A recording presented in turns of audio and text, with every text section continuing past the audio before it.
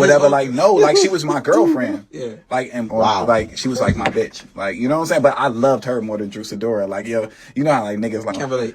Yeah. But so fucking I mean, I can't relate, but I can understand. Yeah, no, I never said I don't understand. But because when you got a main girl, you holding your main girl up in a real like high regard. Like, no, we can't do this. No, like, you know what I'm saying? It's princess treatment. But Cash was just like, we was getting to the shit. You know what I'm saying? Like, we was having a good time together. Do tell. And so we started like, we met on a video shoot. We started like popping pills and like drinking, hanging out with each other. And like, I was Young Berg. Like every day, like I ain't gonna lie, as Young Berg, my days used to be wake up, take a hab of ecstasy off the wake up in a big. Hold on, I got a question. What does the ecstasy do for you at breakfast? Oh, but because you in the bed with shorties or so look. Okay. A lot of people that's not trained, people that don't do that. Like, if you do ecstasy, you ever did ecstasy before? No.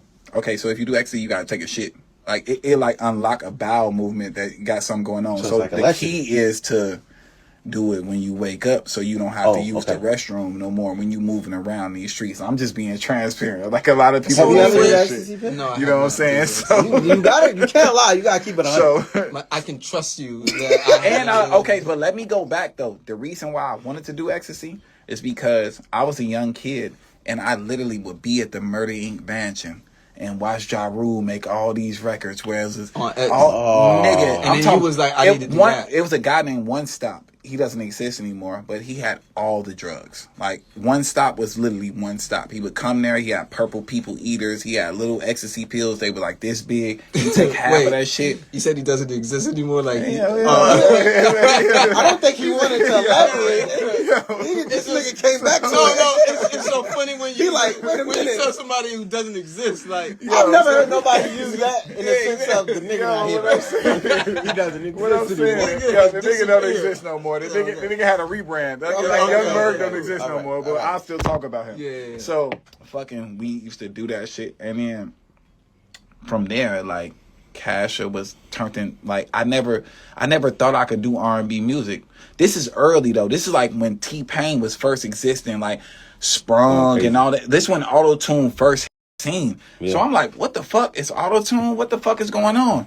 Like, oh my God. So I go to the studio and like with the girl Casha, and I'm like, I could do this too. I went in the booth, and Cap One was one of my right hand man or whatever, be with me every day. And like, I went in there and I did a bunch of songs like on like acting as if T-Pain. You know what I'm saying? Like on the auto-tune. And I was fire at it.